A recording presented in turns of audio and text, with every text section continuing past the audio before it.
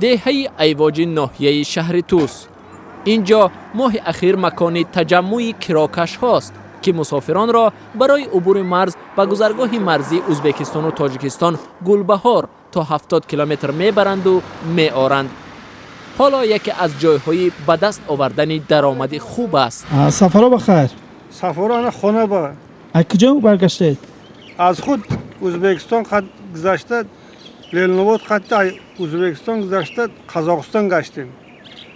از قزاقستان گشتیم، بعد با ازبکستان با در اومده سمرقند رفتیم. سمرقند زیارت کرده ترمز بار اومدیم. ترمز هم زیارت کرده ای گلبهار گذشته، اکنون رایون 5 رفته ایستادم.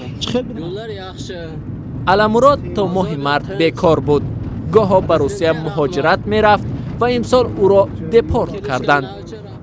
از پسندازهایش ماشین خرید و حالا مسافران را تا سرحد ازبکستان می برد و می آورد. در یک روز تا 100 سومانی کار میکنیم. بسیار خوب است. همه تاکسی رانی میکنند.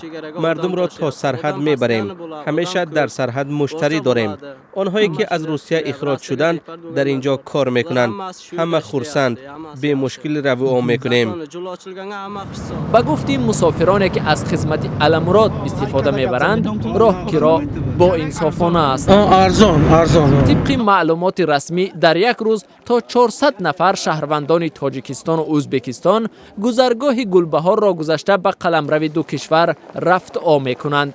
باعث خرسندی است که با این واسطه چندین نفر صاحب جای کار شدند و خیلی هم از این مردم خرسند هستند و ما اطمینان کامل داریم که وقتی که راه آهن هم علاقه به فعالیت شروع کرده است، هر میکند و رفت آمد زیادتر میشود، نه فقط آدم‌ها جای کاری بسیار میبرند، جای زندگیشون خوبتر میشود، بلکه مناسبات دوستانه بین دو ملت تاجیک و ازبک باز هم قوی‌تر میگردد.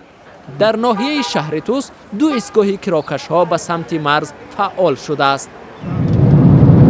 خرسندم که روی ازبکستان میشیده. فخرالدین نورمتوی 27 ساله که اول در مرکز ناحیه کار میکرد، حالا مسافران را به گذرگاه گلبهار میبرد. در یک روز تا 100 سومانی درآمد دارد و میگوید باز شدن راه بازار آنها را گرم کرده است.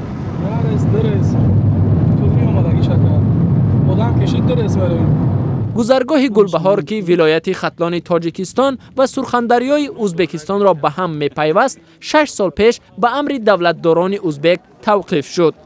7 مارس سال 2018 باز شد و حالا دیگر یک از جایهای سیر تردد مرز به حساب می رود که هم به منفعت مالی کسی ربط می گیرد و هم پیوند گسسته را به هم می آورد.